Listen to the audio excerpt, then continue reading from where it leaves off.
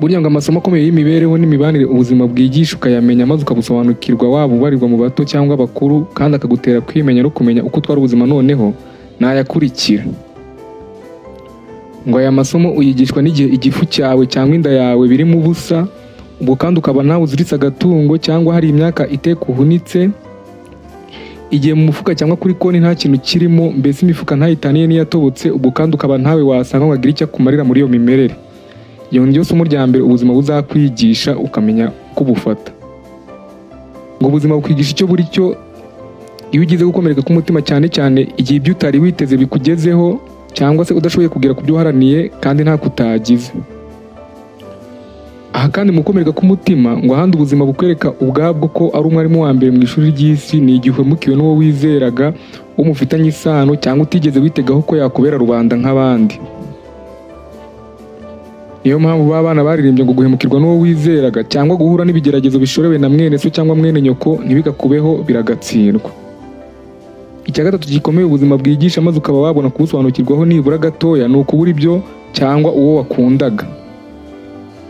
Reka mbivuge neza, guhomba ibyo wakundaga wavunikiye bikayoyo kubireba maze ugasigara nta n'urwara ufite rwo kwishima, bigutera ubwawe kwivugira uti ibintu n'ubusa ku mwungeri wa nyankaka, birakwigisha ukicara ukiga ukabona inararibonye y'ubuzima.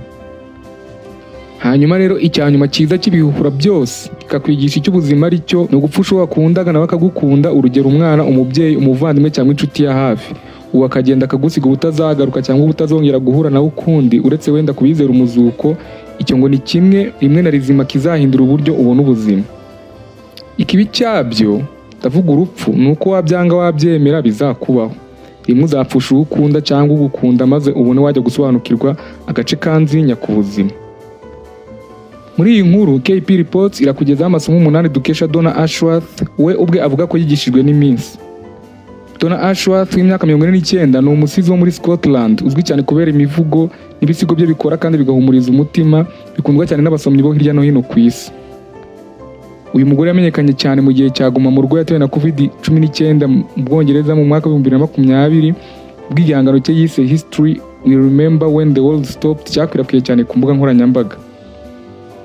Azwiho cyane uburyo bwo kwandika bworoheye buri wese kumva kandi bugatera amatsiko, aho ibitabo bye nka Wild Hope na Growing Brave bitanga ihumure n'ubutumwa bushimishije, wabisoma bikagereranywa no kuva mu mugongo uhobera umuntu ubinyujije ku mpapuro. Imivugo n'udusigo twe bikunda kugaruka ku nsanganyamatsiko zo kwemera uwo uriwe, kwihangana mu bibazo n'ubwiza buboneka mu kutaba intangarugero mu buzima, mbese kubaho wishimiye ko nta muntu ushaka ko aba nkawe cyangwa ngo wowe ube nkawe. Madamu Donna Ashworth aherutse gushyira hanze igitabo gishya cyitwa To the Woman, kikaba ari uruhurirane rw'imivugo n'ibisigo kora ku mutima bishimira imbaraga, ubwiza n'ubushobozi bwo kwihangana by'abagore. Igitabo kirimo imivugo nka Be That Woman, Take Up Space, There Will Be Days na To the Woman Who Thinks She Isn't Good Enough. To the Woman cyibutsa ko abagore bakwiye kuba abanyembaraga cyane cyane iyo bahuye bagashyigikirana kandi bakemera abo bari bo koko. Ni impano nziza cyane kuba igitsina gore n'uwo ari we wese ushaka ihumure no gufatanya n'abandi. Rero ngo mu masomo ubuzima n'igihe bizakwigishiriza nk'uko Donna Ashworth abivuga, irya mbere nire amagara yawe mazima, ni ukuvuga kuba uriho ufite ubuzima buzira umuze, wakabimenye ko ari bwo bukungu n'ikintu cy'ingenzi wakwitayeho mbere y'ibindi byose. Nyamara ngo stress no kujagarara k'ubwonko, ubwoba no guhangayika nanone ukwiye kumenya ko bikwangiriza amagara kurusha ibiryo biryoshye wakwikuraho cyangwa regime wafata ngo urarinda amagara yawe. Ibyo kandi ni ukuri.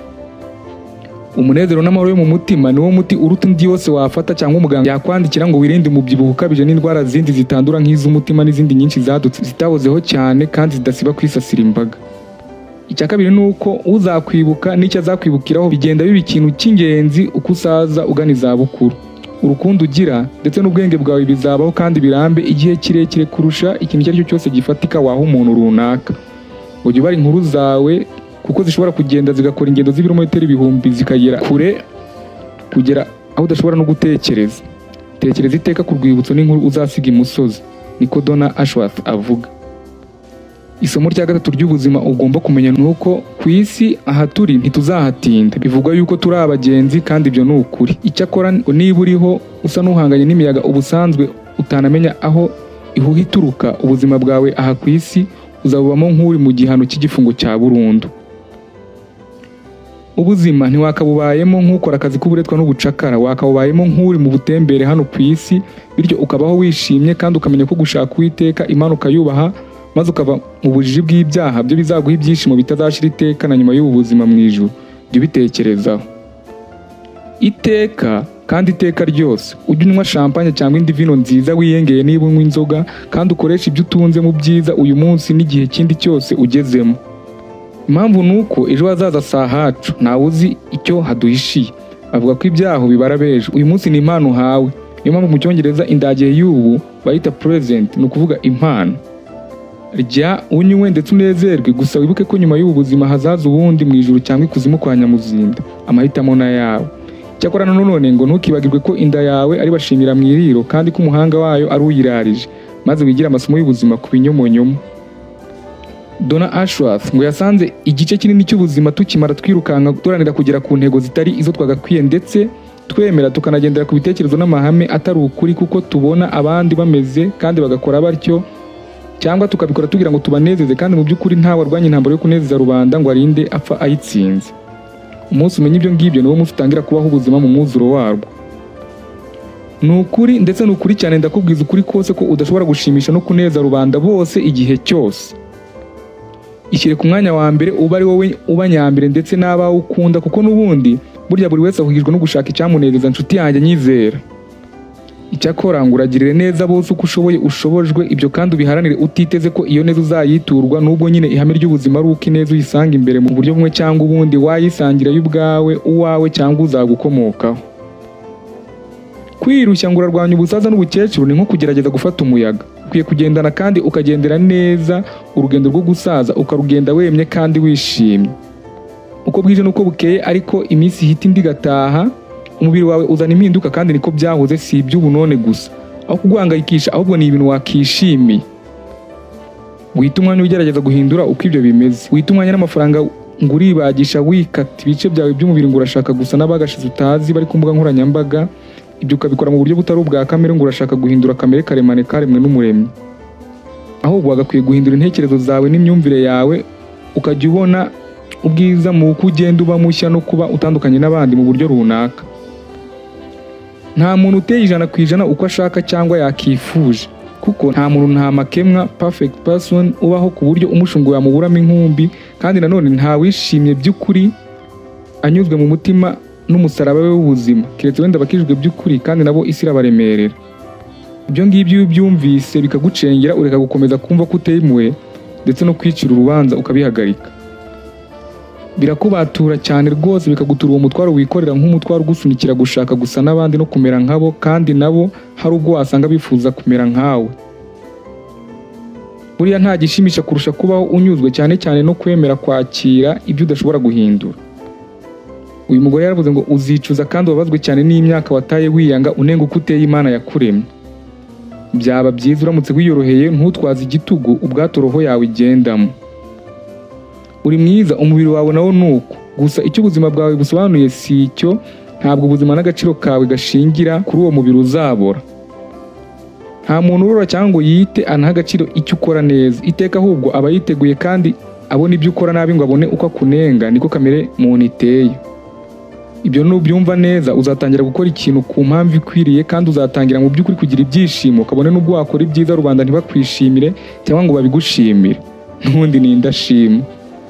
Rero nshuti yanjye, jya ubaho ubuzima mu mwuzuro wabwo, wishime kandi wigirire neza, ari nako udasiba kuyigirira abandi. Kunda, useke kandi wishime.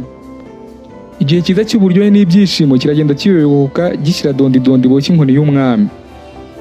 Iki kandi gishyira vuba cyane iyo wanze kubaho ubuzima bwiza uko ushoboye uyu munsi uriho, ngo urabutegereza ejo hazaza utazi kuzanahageza.